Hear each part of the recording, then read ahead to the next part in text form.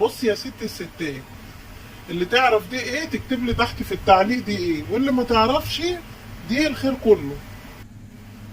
ودي مش بتكون موجودة غير في البيوت اللي فيها الخير بس. ولو ما عرفتيش بقى دي ايه، ادخلي على اليوتيوب مطبخك مع نجلاء وشوفي الحلقة كاملة. وزي ما انتم عارفين يا حلوين، هنا ما بنزلش الطريقة، انا بنزلها واحنا بناكلها بس.